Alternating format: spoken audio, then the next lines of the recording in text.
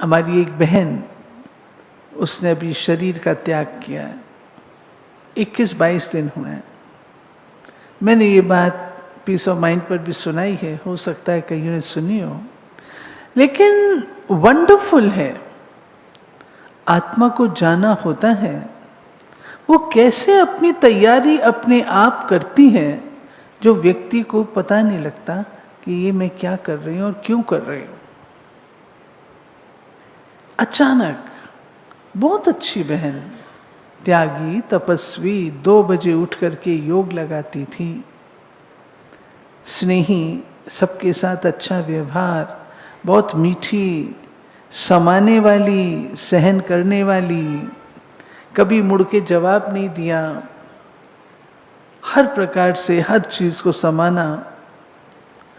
उसकी मैं कुछ एक बातें बताती हूँ और वो मेरे लिए लेसन हो गया है। उसका जाना, मैंने उससे शिक्षा ली है। उस बच्ची ने सवेरे योग कराया, मुरली सुनाई, भट्ठी रखी थी, भट्ठी के बाद माताओं के साथ रास किया और मधुबन से अंगूठियां ले गई थी।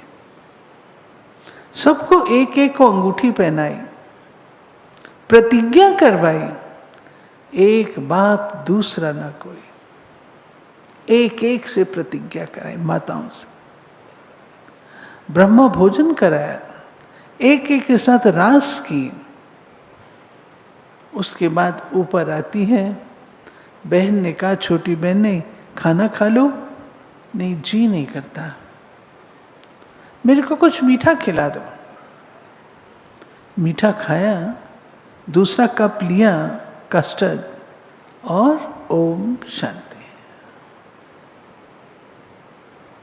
उड़ गई। 1 मिनट नहीं लगा। कितनी अच्छी दिनचर्या रही। ये तो छोड़ो, छोटी बहन को 1 दिन पहले अकाउंट का पासवर्ड बताया कि तुमको पासवर्ड पता होना चाहिए। यज्ञ का अकाउंट और थोड़ा अलग अकाउंट था, बताया। दोनों पासवर्ड उसको दे के गई। फिर 2 को बुलाया था इसके साथ रहने के लिए, सेंटर पर रहने के लिए। एक माता और एक कन्या अपनी अलमारी खाली कर गई, अपने सारे कपड़े गठरी बांध के अलग रख गई, अलमारी खाली कर दी, ये इनको चाहिए होगी। फिर उसके अतिरिक्त छोटी बहन की बहुत अटैचमेंट उसके साथ थी। उसको 3 मास पहले अलग भेजा, दूसरे स्थान पर, कि तुम वहां पे रहो, अकेली रहेगी, मेरे से दूर रहेगी, अपना रहना सीखेगी। उसको इंडिपेंडेंट करके गई। इसको हम क्या कहें? बोल के गई, शमशान जाओगी, उसमें शमशान जाओगी? क्या ब्रह्मा भोजन बनाना है सब बता के। इसको हम क्या कहें? क्या कहें? आत्मा इतना अपने आप को तैयार कर लिया, जो अचानक कपाट उसके लिए कुछ नहीं था, लेकिन दूसरों के लिए था। वो तो प्रिपेयर होके गई, दूसरे ने कहीं ममता नहीं, कहीं लगाव नहीं, कहीं कोई खींच नहीं, कोई मनुष्य याद नहीं, सिवाय बाबा के और कुछ नहीं। ये क्या चीज है? इसको कहते हैं अंदर ही अंदर गुप्त रूप से अपने आप को तैयार करना। कहीं पर भी हमारा किसी भी प्रकार का खिंचाव ना हो।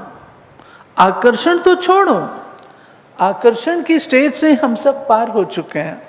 हमें कोई चीज आकर्षित नहीं करती, करती है? कोई आकर्षण हमारे लिए नहीं है, उससे हम सब पास हो। रस आना, उससे भी हम पार हो गए। हमें इसमें रस आता है, इसमें रस आता है, उससे भी हम पार हो गए। वो पीछे छूट गया, खत्म। आकर्षण खत्म, रस खत्म। लेकिन क्या थोड़ा बहुत आत्मा जब हलवा तैयार होता है, कढ़ाई को छोड़ देता है? क्या सच में मेरी ऐसी